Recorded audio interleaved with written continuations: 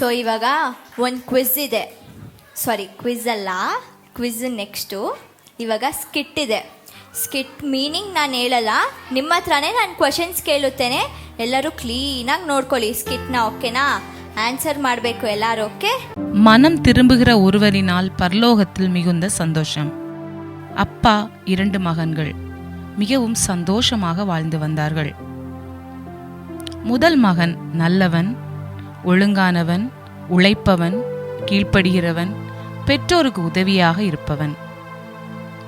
இதோ இவன்தான் இளைய மகன். நல்லவன்தான், ஒழுங்கானவன்தான், கீழ்ப்படுகிறவன்தான், உழைப்பவன்தான், பெற்றோருக்கும் உதவியாக இருப்பவன்தான். ஆனால் இவை எல்லாவற்றிலும் மிகுந்த குறும்புத்தன்மையும் எதிர்த்தன்மையும் கொண்டவன். ஒரு நாள் இளைய மகன் அப்பாவிடம் வந்து, அப்பா, இந்த பட்டி தொட்டிலெல்லாம் என்னால் இருக்க முடியாது. நான் சிட்டிக்கு போகிறேன். என் லைஃப் அங்கே நல்லா இருக்கோ, எனக்கு நிறைய ஜாப் ஆப்பர்ச்சுனிட்டிஸ் இருக்கோ, எனக்கு இருக்கிற ஆஸ்தி எல்லாம் பங்கு போட்டு எனக்கு கொடுத்துருங்கப்பா, நான் போகிறேன்.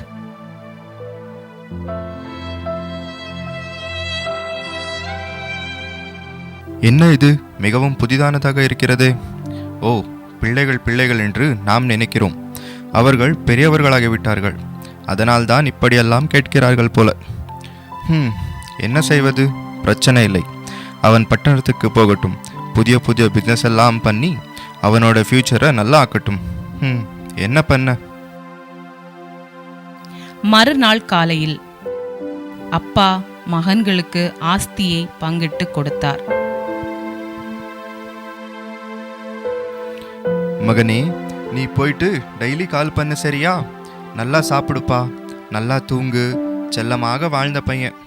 என் இளைய பையன்ல கொஞ்சம் கூட ஆசையாக வளர்த்துட்டேன். உன்னை பிரிஞ்சு என்னால் இருக்க முடியாதுப்பா. என்ன பண்ண? நீ ஆசைப்படுறியேன்னு சொல்லி தான் இதெல்லாம் உனக்கு செய்கிறேன். இந்த சொத்து ஆஸ்தியெல்லாம் எனக்கு முக்கியம் இல்லைப்பா, நீ தான் எனக்கு முக்கியம். பத்திரமா பார்த்துக்கோப்பா. என்ன இது, கொஞ்சம் நிப்பாட்டுங்கப்பா. எப்போ பார்த்தாலும் உங்களுக்கு இதே வேலை ஆகிப்போச்சு. நான் பெரிய பிள்ளைப்பா, எமோஷ்னலாக என்னை பிளாக்மெயில் பண்ணாதீங்க. எனக்கு டைம் ஆச்சு, நான் ஃப்ளைட்டுக்கு கிளம்புறேன் என்று கோபத்தில் தூர தேசத்திற்கு இறங்கி போனான்.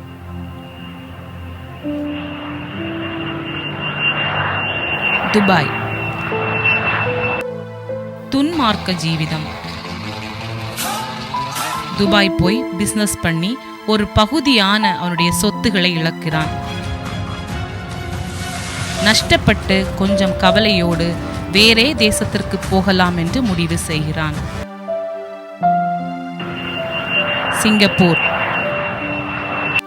அங்கே சென்று நல்லபடியாக வாழ்ந்து தன்னுடைய வாழ்க்கையை முன்னேற்றலாம் என்று நினைக்கிறான். ஆனால் அவனுடைய நண்பர்கள் கூட என்ஜாய் பண்ணி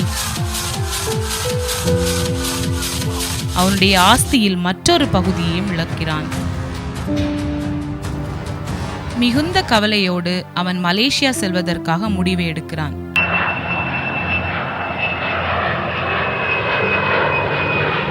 மலேசியா சென்று பிசினஸ் ஸ்டார்ட் பண்ணலாம் என்று நினைக்கிறான். அவன் ஸ்டார்ட் பண்ணி அதை செய்யும் போது பல விதங்களில் தோல்வியை தழுவுகிறான். மனம் உடைந்து சரி படிக்கலாம் என்று யுஎஸ்ஏக்கு செல்கிறான்.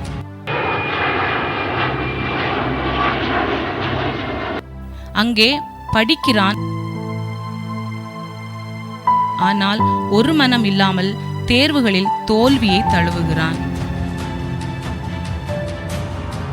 சரி, இருக்கின்ற ஆஸ்தியில் ஒரு பகுதியையாவது காப்பாற்ற வேண்டும் என்று அவன் ஜெர்மனி செல்கிறான்.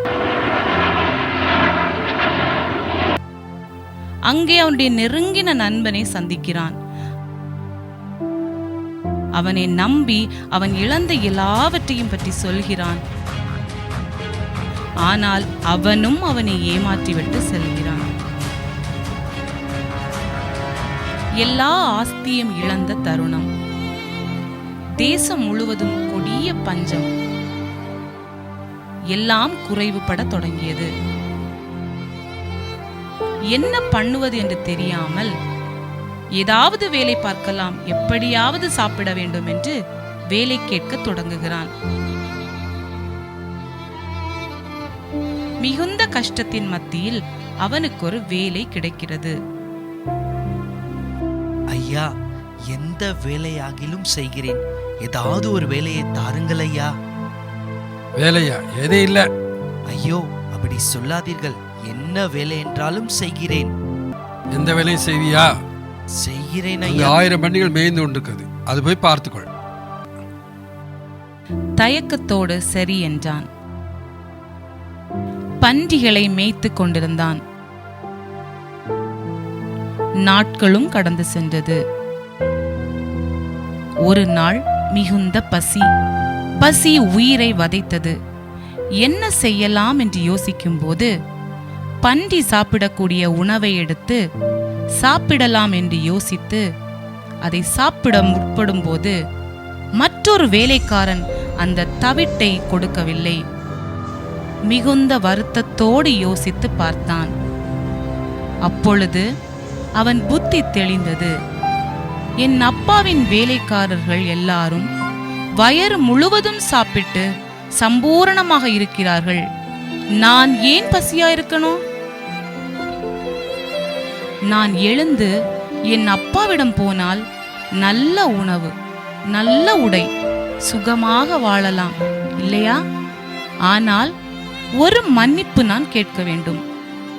அப்பா, பரத்திற்கு விரோதமாகவும் உமக்கு முன்பாகவும் நான் பாவம் செய்தேன். நான் உங்க மகன்னு சொல்லக்கூட எனக்கு தகுதி இல்லை. உங்க வேலைக்காரனா என்னை வச்சுக்கொள்ளுங்கப்பா, என்னை ஏற்றுக்கொள்ளுங்க என்று கேட்கலாமா என்று நினைத்து அழுகின்ற கண்களை துடைத்து புறப்பட்டான்.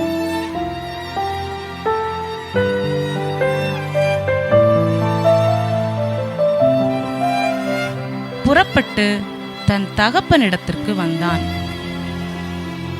தூரத்தில் வருகின்றது தன் மகன்தான் என்பதை அறிந்த அப்பா அழுது மனதுருகி ஓடி வந்து கழுத்தை கட்டிக்கொண்டு முத்தம் செய்தார். அப்பா, என்னை மன்னித்து விடுங்கப்பா, நான் பாவம் செஞ்சுட்டேன். நீங்க சொன்ன எதையுமே நான் ஏற்றுக்கொள்ளல. நீங்க சொன்ன எதையுமே நான் ஏற்றுக்கொள்ள மனம் இல்லாம இருந்தப்பா. எல்லாவற்றையும் இழந்து போனேன், கீழ்ப்படியாமல் போனப்பா. பரத்துக்கு விரோதமாகவும் உமக்கு விரோதமாகவும் பாவம் செய்தேன். இனிமேல் உங்களுடைய குமாரன் என்று சொல்வது கூட நான் பாத்திரன் அல்லப்பா. யாரங்கே? சீக்கிரமாக வாருங்கள், என் இளைய மகன் வந்திருக்கிறான். நீங்கள் அவனுக்கு உயர்ந்த வஸ்திரங்களை கொண்டு வாருங்கள். அவன் கைகளுக்கு மோதிரத்தையும் அவன் பாதத்துக்கு பாதரட்சைகளையும் கொண்டு வாருங்கள். இருக்கின்ற கன்று குட்டிகளில் கொழுத்த கன்று குட்டியை கொண்டு வந்து அடியுங்கள். நாம் புசித்து சந்தோஷமாக இருப்போம். என் குமாரனாகிய இவன் இளைய மகன். மரித்தான், திரும்பவும் உயிர்த்தான். பாவங்களினால் காணாமல் போனான், திரும்பவும் காணப்பட்டான். நான் மிகுந்த சந்தோஷத்தில் இருக்கிறேன். இவனால் பரலோகமும் மிகுந்த சந்தோஷமாக இருக்கும். ஆகவே நீங்களும் சந்தோஷமாக இருங்கள். வயலிலிருந்து வேலை முடித்து களைப்போடு வரும்போது நடன களிப்பும் கீத வாத்தியங்களும் கேட்டு ஆச்சரியத்தோடு சந்தோஷத்தோடு என்னவாக இருக்கும் என்று யோசித்து வேலைக்காரன் ஒருவனை அழைத்து கேட்டான். உம்முடைய சகோதரன் வந்திருக்கிறார், மறுபடியும் நல்ல சுகத்தோடு தன்னுடைய சொந்த தகப்பனிடத்திலே வந்திருக்கிறார் ஐயா. ஆகையால் தகப்பனார் மிகுந்த சந்தோஷத்தோடு ஏற்றுக்கொண்டு முதன்மையான கொளுத்த கண்டை அடித்து விருந்து வைத்திருக்கிறார் ஐயா. அப்பா, நான் உங்க கூட தான் இருக்கேன். என் மேல உங்களுக்கு பாசமே இல்லையா? எனக்காக இப்படி ஒரு நாளாச்சு சந்தோஷப்பட்டிருக்கீங்களா? எனக்காக ஒரு கன்றையாச்சு அடித்து விருந்து வைத்திருக்கீங்களா? இல்லை, உங்களுக்கு நானா பிடிக்காது. உங்களை விட்டு போன தம்பி தான் உங்களுக்கு முக்கியம் இல்லையா? சொத்து எல்லாத்தையும் இழந்தான், கீழ்ப்படைய மாட்டான், இஷ்டம் போல போவான். ஆனால் அவன் திரும்பி வந்தவுடன் நீங்கள் எப்படிப்பா ஏற்றுக்கிட்டீங்க? விருந்து வேற கொடுத்துருக்கீங்க. ச்சே, எனக்கு ரொம்ப கோபம் வருதுப்பா. நான் வரமாட்டேன் என்று நினைக்கும் போதே அப்பா மூத்த மகனை பார்க்கிறார். மகனே, உள்ளே வா மகனே. எதுக்கு உன் முகம் வாடி வருத்தமாக இருக்கிறது? என்ன அப்பா, நீங்கள் இத்தனை வருஷமாக உங்கள் கூட தான் இருக்கேன். நீங்கள் சொல்கிறதெல்லாம் கேட்குறேன், உங்களுக்கு தேவையானதெல்லாம் செய்கிறேன். ஒரு தடவை கூட உங்கள் கட்டளைகளை மீறலை, உங்கள் கற்பனைகளையும் மீறியது இல்லை. ஒரு நாளாவது என் ஃப்ரெண்டுங்க கூட சந்தோஷமாக இருக்க ஒரு ஆட்டுக்குட்டி கூட நீங்கள் கொடுத்தது இல்லைப்பா. உங்கள் சொத்தை இழந்தான், உம்முடைய ஆஸ்தியை அழித்து போட்டான் உங்கள் இளைய மகன். அவன் வந்த உடனே எல்லாத்தையும் மறந்துட்டு கொழுத்த கன்றை அடித்து அவனுக்கு விருந்து வைத்திருக்கீங்க. எப்படிப்பா உங்களுக்கு மனசு வந்தது? மகனே, நீ எப்பொழுதும் என்னோடு இருக்கிறாய். எனக்குள்ளதெல்லாம் உன்னுடையதாய் இருக்கிறது. நீ என் மகன். உன்னை நான் மறப்பேனா? நீ செய்த எல்லாவற்றையும் நான் எப்படி மறப்பேன்? நீ என் உயிருக்கும் என் அன்பிற்கும் நீ ஏற்றவனாயிருக்கிறாய். நீ உத்தமனாயிருக்கிறாய். உன் சகோதரனாகிய இவனோ மரித்தான், திரும்பவும் உயிர்த்தான். காணாமல் போனான், திரும்பவும் காணப்பட்டான். ஆனபடியால் நாம் சந்தோஷப்பட்டு மகிழ்ச்சியாக இருக்க வேண்டும். உடனே மூத்த சகோதரன் ஓடிப்போய் இளையவனை ஆறத் தழுவி கொண்டான்.